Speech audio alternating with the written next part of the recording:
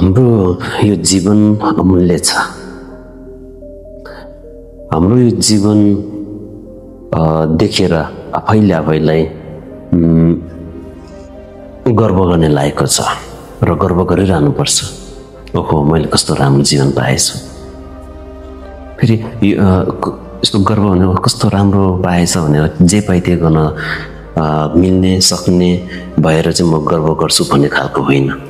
ओहो, मैले योभन्दा पनि राम्रो जीवन पाउन लागि के कर्महरू गर्ने अथवा पुण्यहरू सञ्चय गर्ने एउटा मौका पाएको रहेछु, त्यस कारणले म गर्व गर्छु भन्ने सोच्नुपर्ने हुन्छ।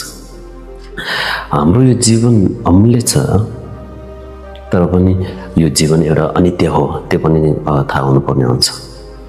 हाम्रो यो अनित्य हो, त्यस कारणले पुण्य सञ्चय गर्नुपर्छ। किनकि यो अनित्य भनेको क्षण बदलिरहेको हुन्छ, परिवर्तन भइरहेको हुन्छ र यसको सुरुवात केबाट भयो?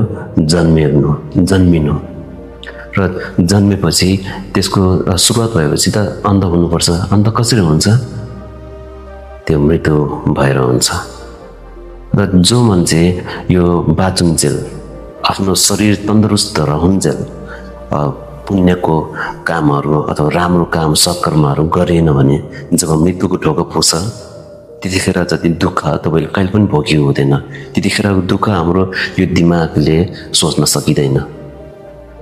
त्यतिखेर हामी बेहोस भएको हुन्छौँ, होसमा रहँदैन। किनकि त्यतिखेर जुन दुःख सहन सकिँदैन, त्यस कारणले। र त्यतिखेर खुसी साथ हामी मृत्यु हुन पनि सकिन्छ। कसरी भने हामी यो जुन बाँचुन्जेल अथवा त्यो शरीर तन्दुरुस्त भएको बेलामा चाहिँ हामीले राम्रो कामहरू गर्ने, आफू र अरूलाई जुन नराम्रो असर पर्नेहरू केही पनि काम नगर्ने, सकेसम्म अरूलाई सहयोग गर्ने होइन। यस्ता जुन राम्रो कामहरू गर्दै गयो भने तपाईँ मर्ने बेलामा पनि सुख साथ अथवा खुसी साथ मर्न सक्नुहुनेछ। त्यस कारणले हामीले म एउटा एकदमै अमूल्य जीवन पाएको एउटा मानव व्यक्ति हुँ। एक नम्बर त्यो सोच्यो।